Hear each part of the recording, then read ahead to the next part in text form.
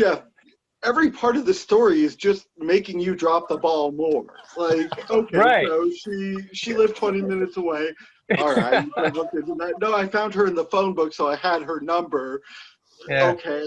And she ran some sort of sexy something. Like, what are you going to say next? She just said, please call me if you want to ask about Dance-O-Rama. And I said no. Yeah, Oh. I just don't get how you're not signing up for the sexy class like 10 minutes from your house with Tempest Storm. Like, I would be so, yep, signing up this weekend. I'm going to do sexy class with Tempest Storm.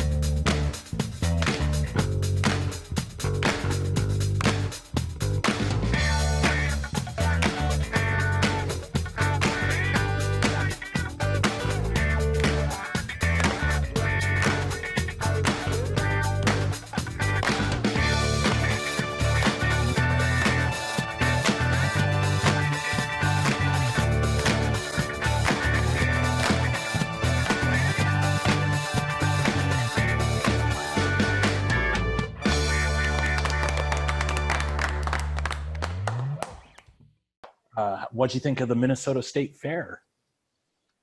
Informative. This is State Fair time, Minnesota State Fair time, and the high point of the year for most of us. Aw, that's so yes, sad. folks are here. I think that's one of our best shorts. Mm-hmm. I think it's think so one of our too. best shorts. It's such a gem. People Get from your all white walks shirts of life here, meet white here together shirts. on common. It has all the comedic points, right? It's it's a huge bait and switch. Starts off with the fair, right? Just who are all these folks? How the Who heck are did those they from get the here? city, And, the country, and when are they going the home? north? But then it just automatically, that's the setup for, yeah, it nosedives into this know-it-all guy about coal mining or whatever, land stripping or something. A lot of people have a lot of questions in their minds about iron mining. People are naturally interested in the Iron Range, what goes on up there, The most what it boring contributes to the whole lunchtime state. conversation Many of the questions are ever. a result of what. And it's relentless. If you could visit the range, you'd see why iron ore mining is one of the biggest industries in Minnesota. Leaving absolutely and of no first scarring importance upon the to the land. nation. So, and it had everything we needed comedically. It had like a setup, and then it had like a blank spot for joke. All the questions have answers. And all the answers based on have the knowledge and questions. understanding. It's genuinely funny. Like, to me, I can watch that one over and over again. One of our best shorts ever. You sit here, Mr. Williams. We're going to take the children over to the Midway for a while. Thank heavens I got The away. mining I companies never use thought only I would. high-grade ore. There wouldn't be any great future in Minnesota iron mining. And it's fun to finally see it after it was referenced so many times at so many of our other episodes. I knew that Minnesota was full of iron ore. I always thought they had funny accents, and they always produced inadequate baseball teams. Did you just watch the same movie we just did? Wow, you learn more and more about Minnesota every day. But if you start from a base of 0, you can only look up. I'm just glad there was finally a movie about Minnesota. The getting stuck listening to somebody who won't shut up about something that is boring, that they know entirely too much about, is something everyone can relate to. And everyone's been stuck in that situation of like, oh yeah, I'm going to go get more corn. No, okay, so tell me about how do they work on It's that. like Jeff talking about cowbells. Has anyone sat back and compared this place to actual real life? Dan saying, as the old woman, Can we go back to the fair now? I want to live again. is probably one of my favorite jokes in the entire series. Like, Yeah. in fact, on the recording, I'm laughing. Like, I can't not be laughing when he said it. Can we go back to the fair now? I want to live again. Of that high-grade oil left in the ground. How about that? I want to live again. It's just so- And it's so true, because at that point in the short, you're thinking, there's other people sitting at this table who paid to go to the fair. But they are out to keep the Minnesota Iron Range in business. A bigger and better business than we've ever thought of. Have they for forgot that there's generations a to come. freaking fair That's what I mean. outside? What was the Tom's line I just can't stop thinking about? Too many puppets for a one-handed kitten. Like, what the heck? That is one of the weirdest lines. And Tom has a lot of weird lines. I can almost guarantee that Matthew wrote that. Oh my! I was like, it's been in my head ever since. Yeah. Well, welcome to my head. It's disturbing in here all the time. Dim the light. It's time for majesty. At some point in, I think it's when Bettie Page is dancing, someone says, Can we go back to the Minnesota State Fair? We go back to the I do like that a lot. So, line? I will say that, remember when I tore my foot off my leg and it took 11 months to learn how to walk again? I do. Writing this episode is the hardest thing I've ever accomplished in my life. Okay, we're here. It sounds like it's going to be an old burlesque movie, but there's no way that's going to happen, right? That is not what this is, right? I got stuck in Mexico and I was out of money and I needed to juggle donuts for money to get out. That was less stressful than trying to write for this show. Spank the pony, spank the pony, spank the pony, spank the pony. We were mean. Like, watching it back, we're mean to all those poor women. Are we, though? I don't know how mean we are. I think we're shocked at how unsuccessful they are at what they're doing. But I don't think we ripped them apart. Like, if they were in the room, I'd be like, I'm curious about what the thoughts were going through that. I'm gonna live forever. I was in the film archives looking for a color film. We had just done Zontar in episode 6, and it was our first color film, and it looked so good, and I was so happy, and I was like, we need another color film. So I just started looking for colored films. I didn't care what they were. I was just reviewing, trying to find a film in color that we could do. And I stumbled upon this, and as a joke, sent it to Matthew, and I sent it to one other person, one of the writers, and I sent them, and both of them got, like 5 minutes later, were like, yes, this is great, I'm like, no. If she starts to ask why we're so serious, I'm leaving. Because it was color, because it had Bettie Page, and because kind of the prerequisite is that the movie sincerely tried to succeed and then failed on all levels. So it fit a lot of the criteria. I had no idea it was like 3 hours of no dialogue or whatever. Oh my gosh. You had no idea the one lady was going to spend 7 minutes putting on stockings. Wouldn't it be cool if that chair came alive and ate her? Yeah, I didn't. No joke. Like, it was probably 7 minutes. So, this is a leg? Yeah, and then how do you write for that? Like, you do your 2 or 3 riff jokes. You're like, uh-oh, we've got another 6 minutes left of her putting on stocking. On the wall, in the background on the right, is that a portal to another dimension? And you think it's going to get better because Bettie Page comes in and helps her put on her bustier, but I had to wear one of those when I worked at Six Flags. I don't think that's the same thing, unless they're going to strap her to a bungee cannon. Oh, please say yes. that takes forever too. You're like, here's the payoff. So I always thought that women eventually moved into wearing granny panties. It's good to know that it was just a fashion trend that they never let go. I have something to look forward to now. I was left on my own. Okay, Jeff, fill in the blanks, which normally isn't that big of a deal. There's no dialogue. This is so much better if you imagine it's Nancy Reagan. Oh, wow. You are right. Not only do we have to constantly be talking, but what do we talk about? So I was just wondering, how did we all get here? Well, Vicky drove us. No, I mean, how did our grandparents have sex? Laughing not at the jokes themselves, but at the concept of, oh yeah, I remember that. That's a filler. So, if we lifted up those curtains, what do you think we'd find behind them? Wolf, Blitzer, and a bag of string cheese. I'm just making stuff up, trying to fill time. Yeah, you need to invent that run, and so you get more callback jokes because we did it behind the curtain type thing. Like, okay, well, that'll give us some callback jokes and something we can do. So you guys want any popcorn? We have popcorn. I was gonna volunteer to go to the store and get some. I'll come too. Nice try, you two. Because not only was there no dialogue, but there was no new information. Right. So the dances themselves were just repetitive. And you're like, I don't get why they're doing this. Like, that's not sexy. It's not interesting. It's not particularly talented. Like, where's the draw on it? Bill and Ted's Bogus Journey, The Matrix, Point Break, Tune In Tomorrow. So now you've moved on to just reciting movie titles starring Keanu Reeves? Yes. I heard an interview today with Bettie Page herself, who's from Nashville, by the way. She has a very thick accent, but heard an interview with her where she said a half an hour before the movie shot, she made up her dance. So she just on her own in the corner said, well, I have to figure out her dance, and she said, I made that thing up 30 minutes before we went. And I was like, that makes a lot of sense. It's as if she's looking at the director.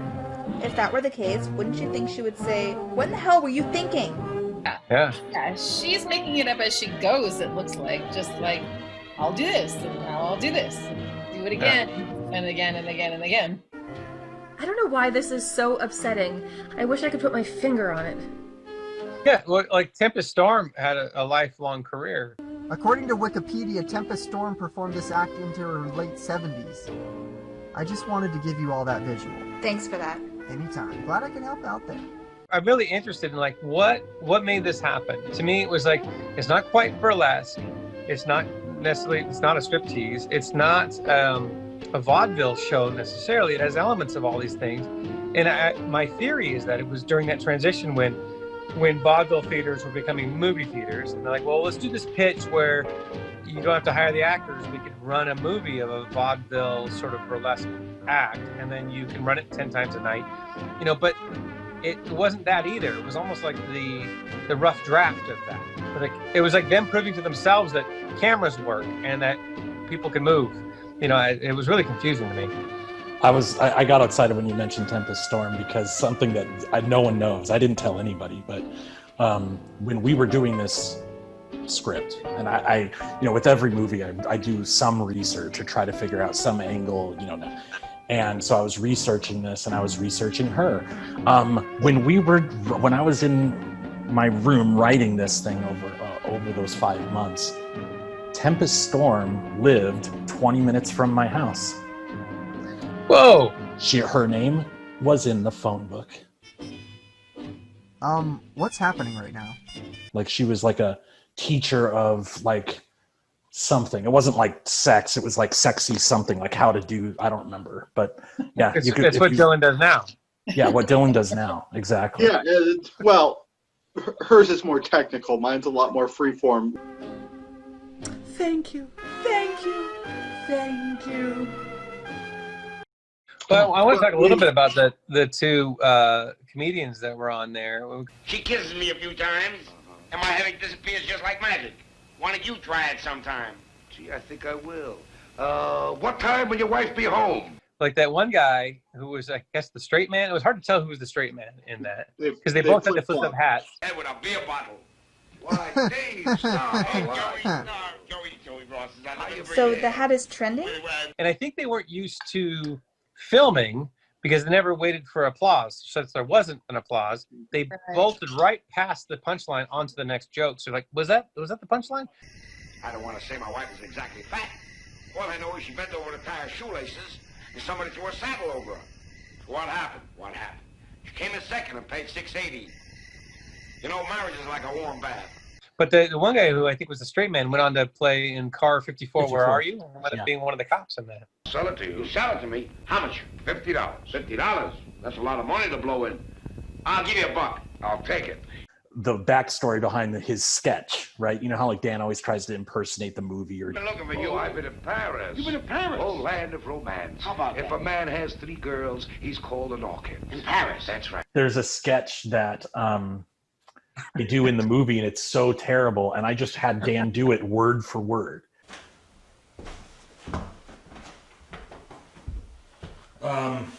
I've been in Paris. Paris? The land of romance, If a man walks down the street with a beautiful girl, he's called an orchid. An orchid. He gave me the script for this joke, and I'm like, this is so bad. I need to rewrite this. And if he walks down the street with two girls, he's called a daisy. A daisy. And Jeff's like, no, you need to do it. I'm like, no, Jeff, this is not funny. It's just not funny. And if he walks down the street with two girls, he's called a daisy. Oh, daisy. I'm like, please let me rewrite it. And he's like, no, Dan, really, this is what is Word this for is word. it. Like, this can't. I was so flabbergasted by it. I'm like, how can this be a real thing? Shake hands with a stinkweed. Well, shake hands with a stinkweed.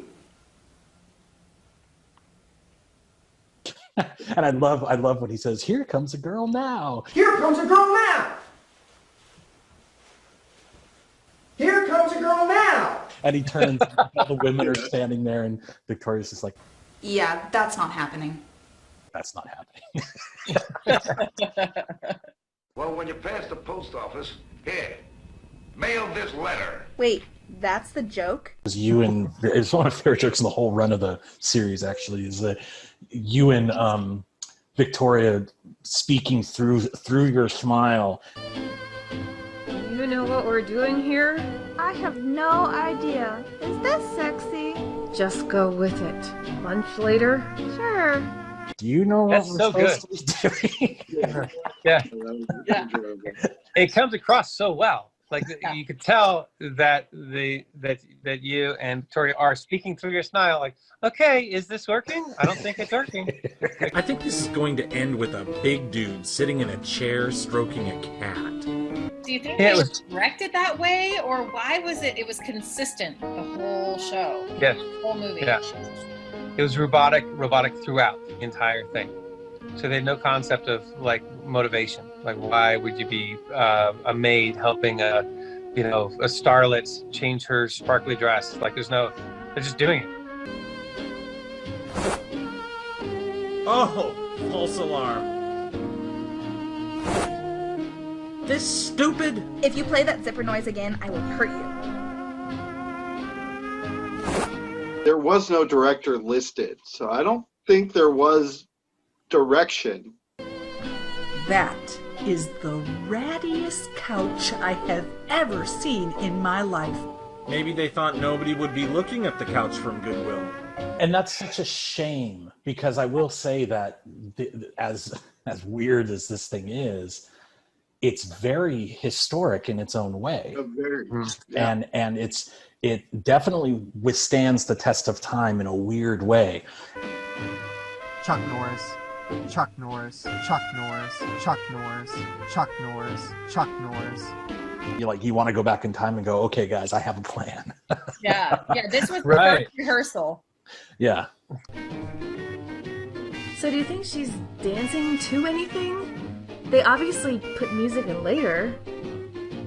Yeah, and it's beloved. Like, there's people who are huge fans of Dance-O-Rama, and they love it. And I would love to talk to them, and really kind of discover through their eyes why is this beloved, and not in a pejorative way. I want to maybe love it as much as they do, or see it through their eyes, because I see all the elements are there. Like, it just misses by just bits and pieces throughout. And so to me, it looks like a train wreck. But to the people who love it, why? I need to know. So what do you think we'd find behind the curtains now? Tempest storm, surrounded by empty Jack Daniel bottles and a dozen or so cigar butts. People love James Dean and have never seen a film with James Dean in it. There's just like this iconic thing.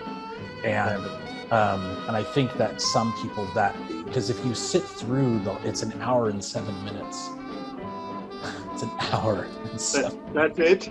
Like, it's and stretched. if you sit through that from beginning to end and say that was great, I like that, I think that something's wrong. So, interestingly, my assistant and lovely wife just showed me the Wikipedia page. It's listed as a documentary. What is it documenting? Vaudeville and cheesecake style dancing. of the 50s. Yeah, and for that alone, I respect they're walking way out on an unfinished bridge, right? So they're adapting to here's vaudeville and burlesque and cheesecake performances and that sort of fast-speaking comedic material that worked well on small town stages. How do we translate that into theater, into a movie theater type environment when that was virtually undiscovered at that point? So the boldness to me is definitely respectable. Like, wow, they took a huge risk at that. We're going to go out on this thing and we don't know what it's made out of. Imagine they had no idea that there would be an internet and and sort of archive of this thing. I'm sure they thought the lifespan was going to be tight, and it's forever. This movie reminds me of the time I was stuck on a broken down train in Tennessee for 3 days.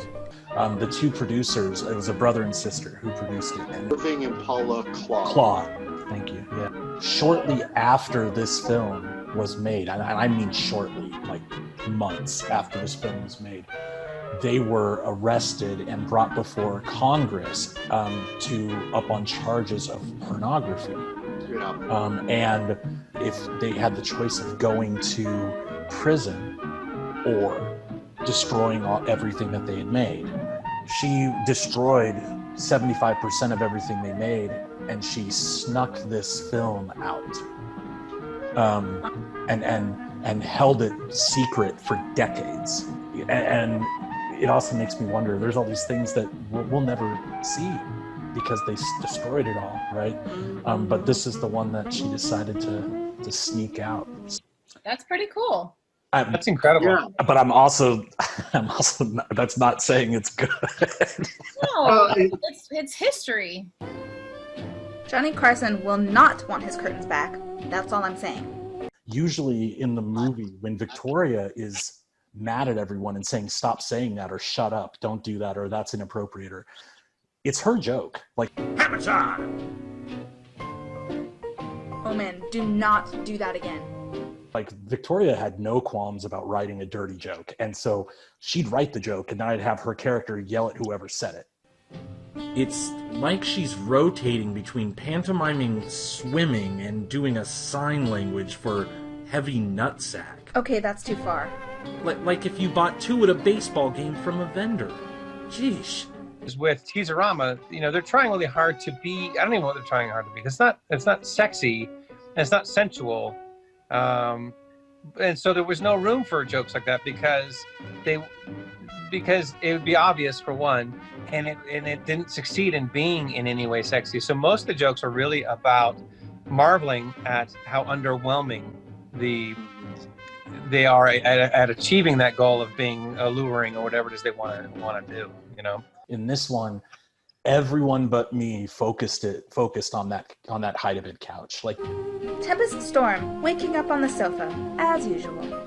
Everyone hated that hide-a-bed couch.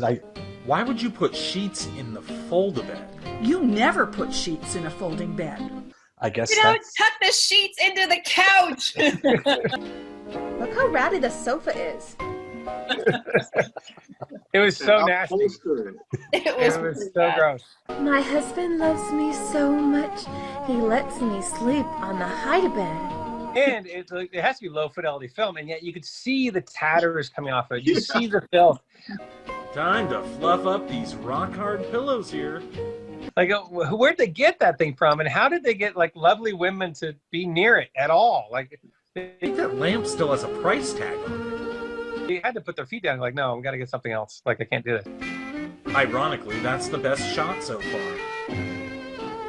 Like, what impressed me too is that how game Bettie Page was for just doing stuff. Just for her, it was about performance. About like, hey, it's a job and I can do it. And she did a great job in it. And she's so out of place in that whole film. She made all her costumes.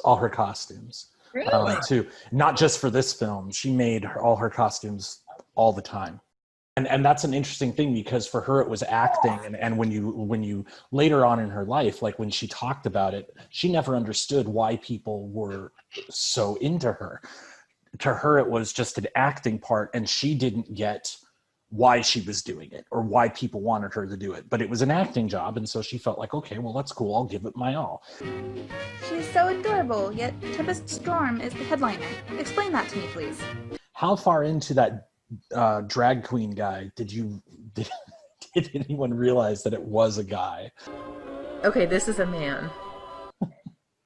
For me, I was like 90% sure instantly, right? I was like, oh, that's probably a dude, but it was funny to joke that was a dude, right?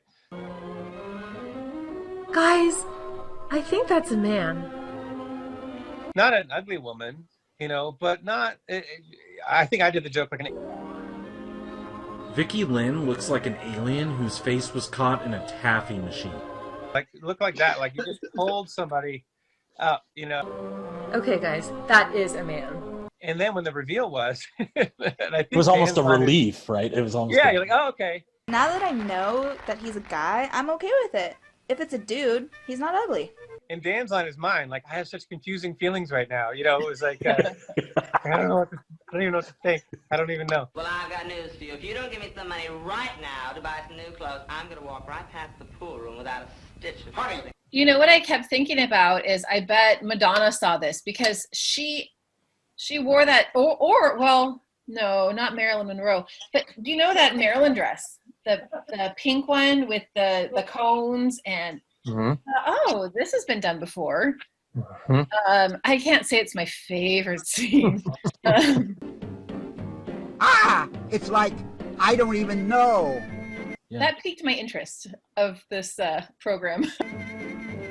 I want to see what that is on the chair. Pepe and Rocco, or what were they? Rocio. Right. Rocio. Okay. So, which one's Pepe? Like that was actually the most talented. That was a complete performance. That was a practice routine. That had its own little story arc. But to me, that was like, oh, okay, now we're getting like this is what I expected from a burlesque vaudeville type show. Where okay, here's an exotic, bullfight type dance thing going on. This would be cool, and it was pretty good. Yeah. This reminds me of why I don't go to Old Town San Diego to eat. I also got the vibe that they were told they were going to have maybe 2 or 3 times the space to do the dance. It was like that big. Yeah, and you could see them. Being framed. Their skill was so much better to not knock into each other and take each other out. But yeah, they were definitely very cramped. They almost kicked each other. I wish they would. I remember the dance studio fiasco. Oh man, where the guy got all mad. Well, then it's a good thing that everyone is coming with me to my dance class today. We are? Because I just remember you on the phone or texting or whatever in the corner just getting, oh my gosh, what is this dude's problem? I don't remember. Yeah. But... Breathe in and breathe out. Good. And I just remember that we were supposed to be on the set, and then we were supposed to go to the dance studio for the dance studio bits. What did you say to Sarah? I asked her if she wanted any water. And right when we were ready to pack up and leave, he blew up and said, "Don't come. I don't want you here." Blah. Oh, well, don't do it again. And in this brilliant move, we just moved to the other side of the room. Mm-hmm. And put up some stuff on the walls to make a dance studio. I had no idea. I had always really? assumed you went to a dance studio. Yeah, that's amazing. Really? That's cool. Oh, that is incredible. Wow. Yeah, that worked very well. Can we get some ice cream on the way? Yeah. I like the kind that looks like Richard Nixon. I think the first day of shooting was the day I had to rip the pizza out of Wyatt's hand and be Hi there. Hi. I don't think we've met. like, hey, baby, or whatever. I'm Sarah. I'm Wyatt. So. He was being earnest, but I was like, oh man, it was so funny. You like movies about turtles that shoot fire? I was dying. I loved that. It was so hilarious. Should I do my hair like hers? Yes. I remember when we were shooting the dance segments, and I was instructing everyone on what to do. I'm like, okay, you're this, because I knew no one knew, and I was like had it kind of mapped out. Went up to Vicky, and I'm like, okay, and she just like, no, I've got it. I'm like, what? She's like, I've got it. And I was like, okay. And she did that amazing Tempest story, like her eyes and her eyes would just get really big, and she's just like smiling for no reason, like all high. Floating around. I think I could watch her do that forever.